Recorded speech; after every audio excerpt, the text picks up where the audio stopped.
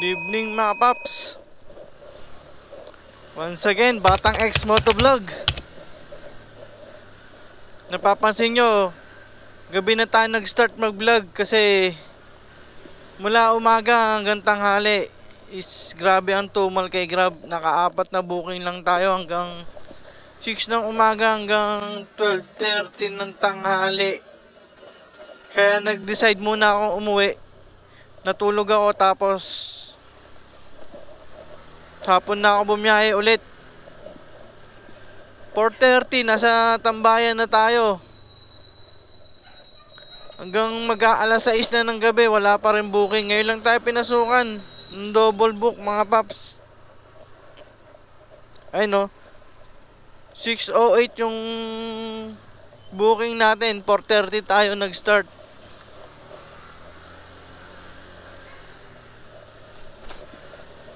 Madalas na rin talaga yung tumal kay Grab. Halos linggo, minsan Sabado na lang malakas. Kaya ngayon hindi na tayo pwedeng umuwi ng maaga. Kailangan talaga sasagad ka hanggang gabi.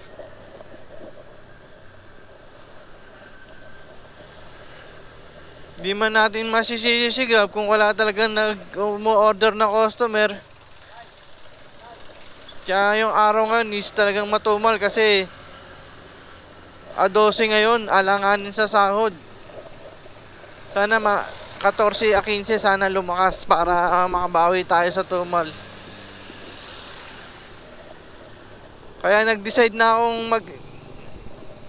magdagdag pa ng isang app mga paps. Iba-vlog ko siya, yung gusto ko yung pag na-i-vlog ko siya yung full time natin, isang araw nating babiyahihin para mapakita ko sa inyo at honest feedback ba. Hindi yung hindi yung bulaklak na dila lang yung ko sa iyo, yung brutal and honest review sa bagong app na babiyahihin natin. Abang-abang lang kayo mga paps, lalo na sa mga bago na gusto mag-apply kay Grab.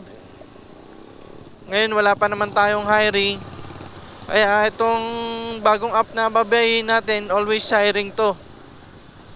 Kaya tumatanggap sila na non-pro. Kaya sa mga newbie na gusto maranasan yung ganitong trabaho, stay tuned lang kayo mga paps.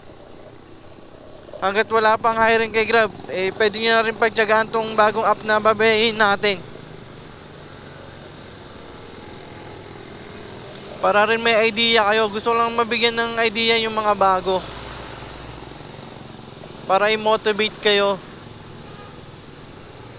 Yung gagawin naman review natin is honest yun, based on experience yun. Kasi hindi naman sponsor yun Talagang nag-apply lang talaga ako ron para may maiba naman tayong vlog, hindi yung puro kay Grab. Halos paulit-ulit lang naman din yung ginagawa natin. Tsaka para basta yun na yun. Abang-abang lang mga paps. Ituturo ko rin sa inyo pag magandang magandang kitaan, ituturo ko sa inyo kung paano mag-apply. Maganda o hindi, pwede ko ituro sa inyo kasi pwede na yun para sa mga beginner kaya naghahanap ng extra income. Balik muna tayo sa Tambayan para at least kahit makaisang butas. Tignan natin na kailan na tayo. Ilang 332, 6 na booking, 57 gem, 2 biyahe pa para sa isang butas.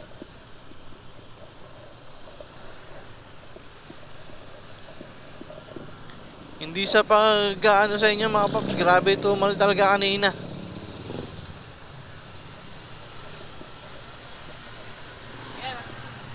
Tiyagaan lang, lalo na may mga bayarin tayo.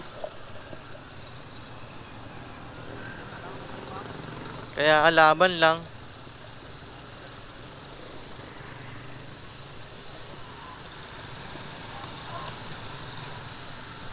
Kahit pa paano may pambili tayong ulam, naka 332 tayo. Pero sayang kasi yung effort natin, ang aga natin gumigising. Alas 5 pa lang ng umaga, gising na tayo para makapag-prepare tayo sa biyahe natin. Na umaasa tayo na kikita tayo ng maganda. Pero sad to say, nasayang yung effort natin. Gabi na, nakaka 332 pa lang tayo.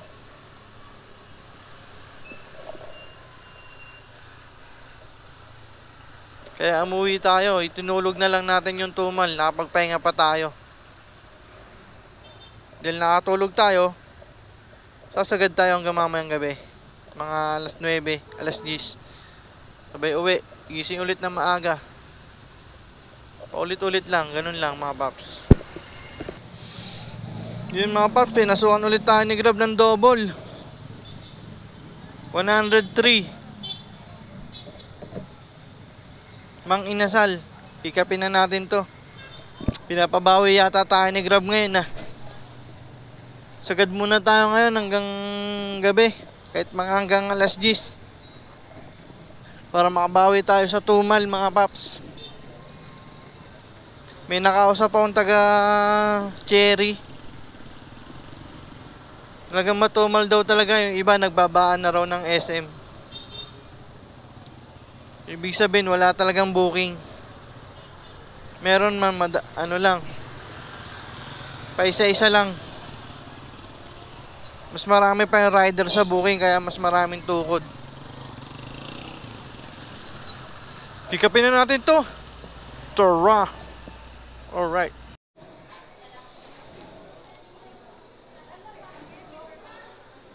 Swerte, nandito na agad yung order natin. Hindi na tayo nagantay, pick up na agad. Sana laging ganito. Matagal lang naman dito mga barbecue, liempo. Pero mga manok-manok lang.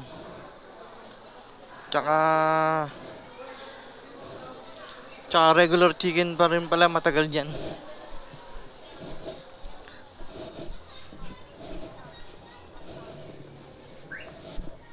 Alright.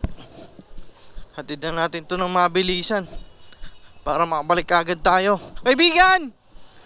Talagang kinakana mo na kami rito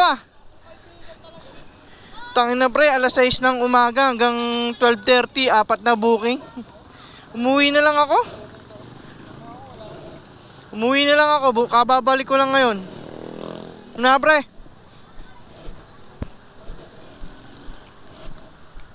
Lahat ng mapagtanungan natin talagang lahat sila nagsasabing matumal daw talaga mga papi. Pero okay lang yan, laban lang.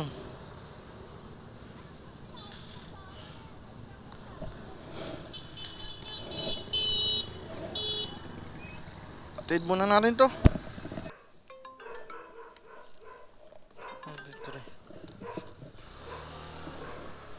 Hello ma'am, dito na po ako sa may dulo.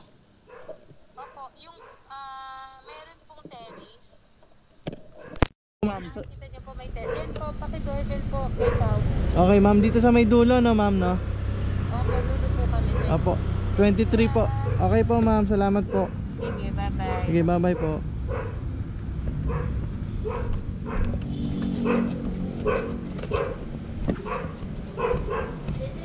Ay, okay po. Grab po ma'am. Ma'am Tricia po no? Apo ma'am, wait lang po. Number 849. Apo, bayad na po. Thank you po. Proceed na tayo sa second booking ng double book natin. 3 minutes, 900 meters lang mga paps. Malapit lang to. Oop, naliligaw na agad ako. Okay, dito. Tara, hatid na natin to. Hello ma'am. Dito po ako sa may tapat ng school po. Ano no? Sa may Shining Hope School po. Sige, lalabas na yung anak ko. Thank you. Ano yung gate nyo ma'am, itong pula? Yung, oo, pula. Yung, oo. Sige, lalabas na yung anak Okay po ma'am, sige po, salamat po.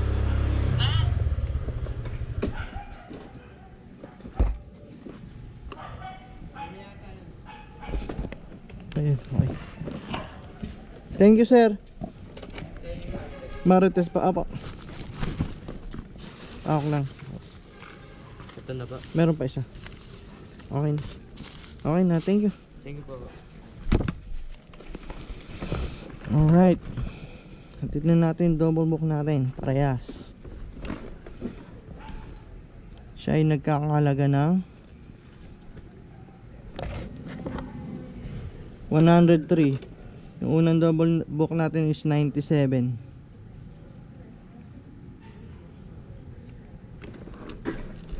Balik na ulit tayo sa tambayan. Sana double book ulit para makabawi sa tumal kanina umaga. Tutusin, mas masarap pang bumiyahe ng ganitong gabi kasi di na masyadong mainit, di katulad kanina sobrang init tapos tutumalin pa. Doble ang init, init ng panahon tsaka init ng ulo. Totoo yan mga paps. Pag tukod, init ulo. Kakasabay na rin ako kumain kanina kasi kung kakain ka pa sa karinderya, gastos, abono, magkano lang kinita mo. Kaya nag-decide na lang ako umuwi. Ay pap, isa, narami? Tukod kanina no? Grabe.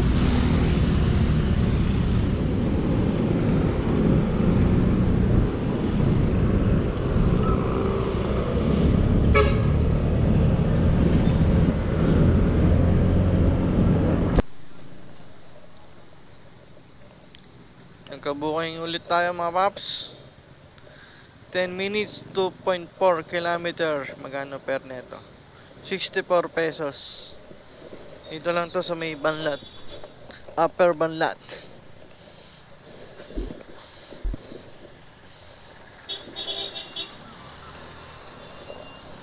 Pero baka iuwi ko na paps kasi nakalimutan ko i-charge yung power bank ko.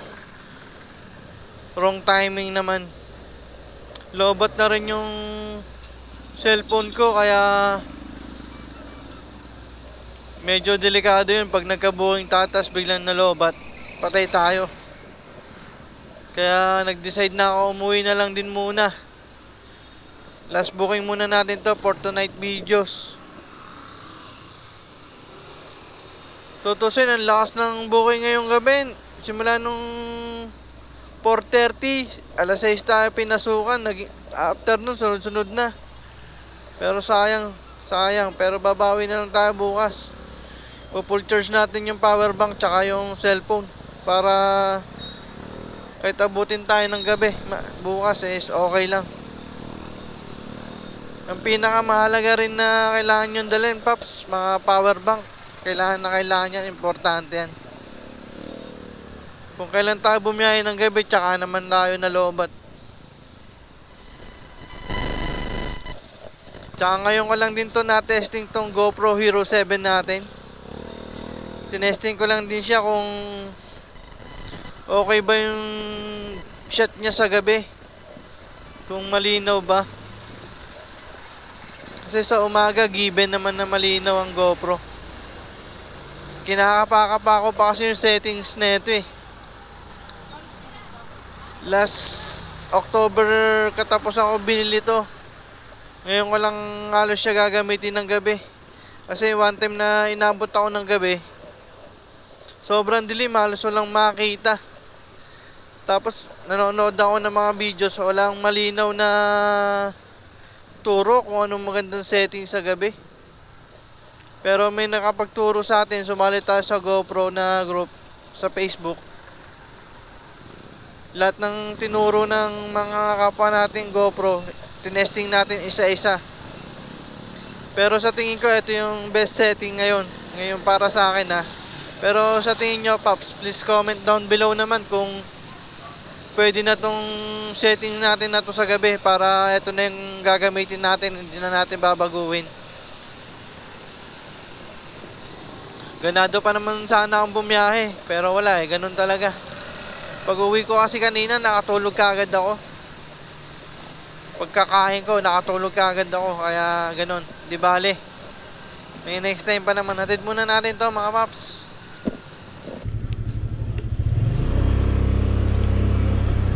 Ha? Mark Anthony. Okay po. Sabi ko lang.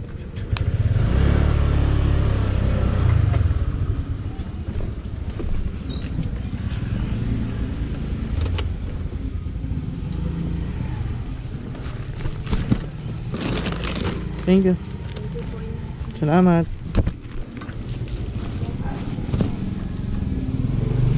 Alright, napid na natin yung last booking natin mga paps.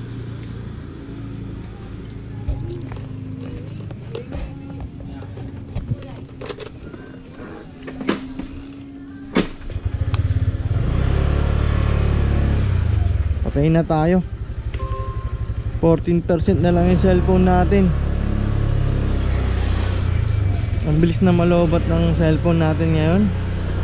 Tapos sinabayan pa ng lobat ng power bank. Balak pa naman natin sumagad na hanggang gabi. So mukhang hindi na natin magagawa dahil lobat na rin tayo. 8:04 na rin naman. Wala na rin tayong planner. Bukas Wednesday kuhaan ng planner. Sana makakuha tayo ng pang 9 to 12 para makabiyahe tayo ng gabi. Maganda pa bumiyahe sa gabi mga paps kasi pag tanghali sobrang init na. Grabe, nakakahilo yung init. Tapos sasabayan pa ng tumal, lalong ramdam mo yung init dun.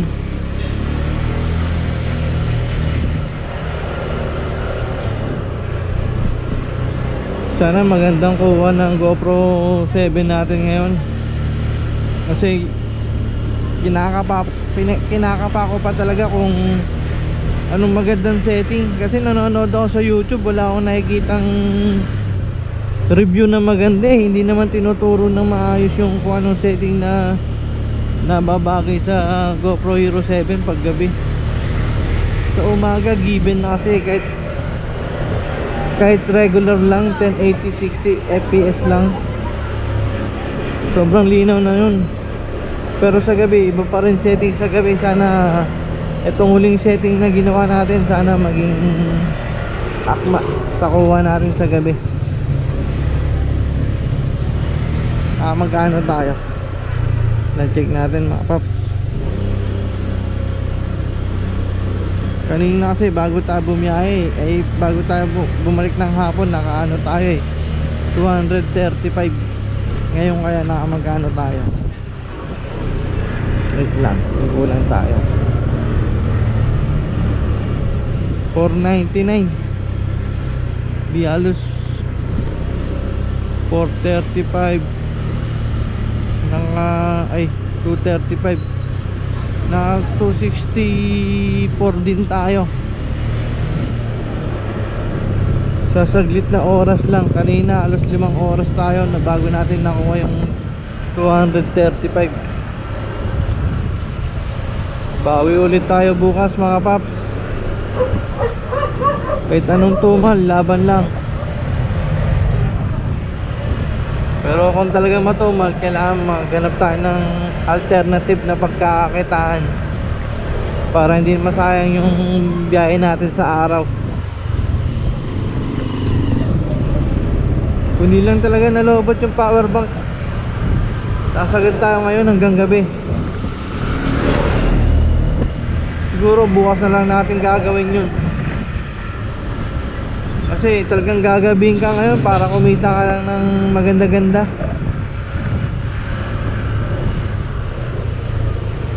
Abangan nyo yung isang apps na babiyahin natin. I-review ko ng mabuti para once na-try ko, na-experience ko, pwede ako makapagsabi ng review ko ng maayos.